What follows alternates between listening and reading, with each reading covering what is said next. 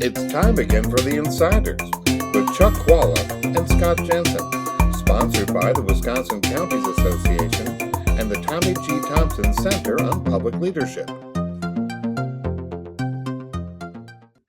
Hi, I'm Chuck Chvala, former Senate Majority Leader. And I'm Scott Jensen, former Assembly Speaker. And we're the Insiders. So, Scott, we had a very interesting Supreme Court race, the progressive one in a big way.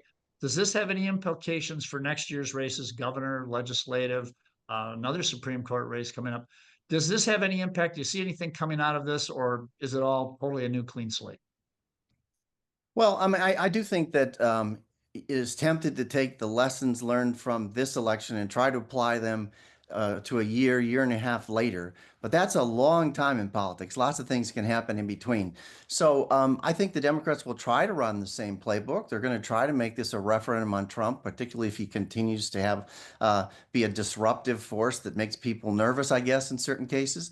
And so they're going to try to go forward with that. They should. It also helps them raise national funds to be involved in all these, both the Supreme Court race in the spring of 2026 and also the legislative and congressional races where control of the United States Congress and could be up for grabs, and Wisconsin could be an important player in all of that.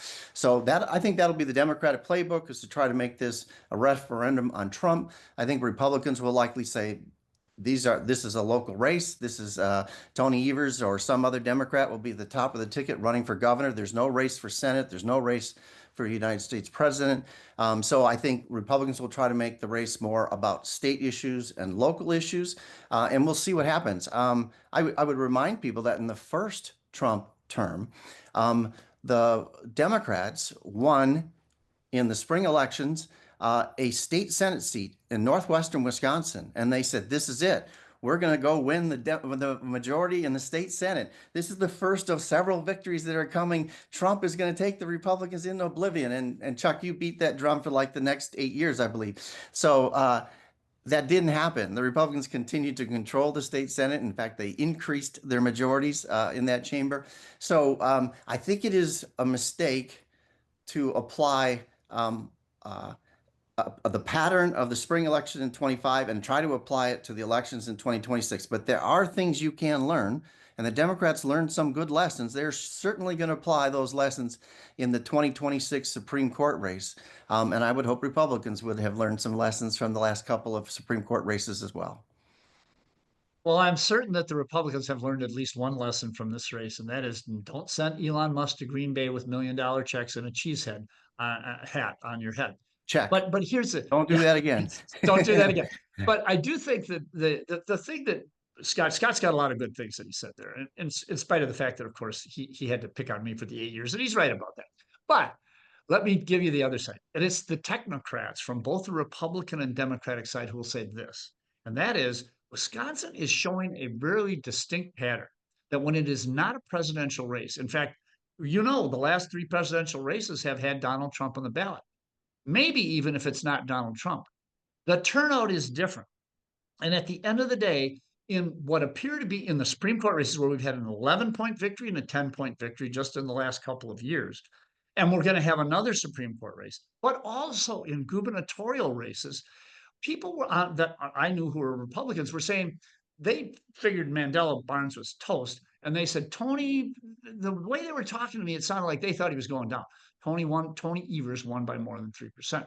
I think the reality is here that the turnout situation in gubernatorial years is very helpful to Democrats. Frankly, and I think there is a good chance that we'll end up with 4 competitive seats in Wisconsin, or 4 seats that'll go Democratic and 4 Republican. If that's the case, that might even drive turnout more for Democrats in the fall of next year. So I think that everything in terms of dynamics is working in the Democratic favor. Now, let's go back to what Scott said. This is an eternity in politics. The big Trump and tariff issue and everything, does he turn the economy around in a big way and it's positive? That could be an entirely different ballgame for next year.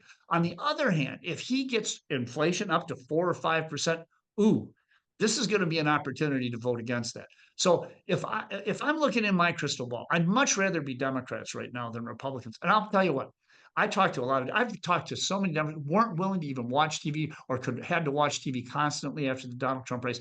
I think those people have to take a lot of heart after the victory of the Supreme Court and should be looking at next year as a real opportunity to Wisconsin not only have even more Democratic control in like the state Senate, and maybe even in the Assembly and governor, but also to be able to pick up a couple of congressional seats. We may be the state that bring Democrats back to control in the House.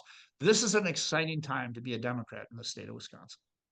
Last thing I would say is that while we talk about the nationalization of all of these campaigns and about national issues versus state issues, the one thing we didn't mention is the quality of the candidates. And I think in the last Supreme Court race, you had two high quality candidates, even though they were all pounding on each other with hammers. They both have long records of public service and doing good things for the state of Wisconsin. So the quality of the candidates does matter. You can't just stick a name on the ballot and you're going to win a congressional seat. You're not going to just stick a name on the ballot and get the majority in the state assembly or in the state Senate. And their Republicans have historically done better than Democrats, I think, down ballot in Wisconsin. But we'll see. There are going to be a lot of forces at work in 2026 that were launched in 2025.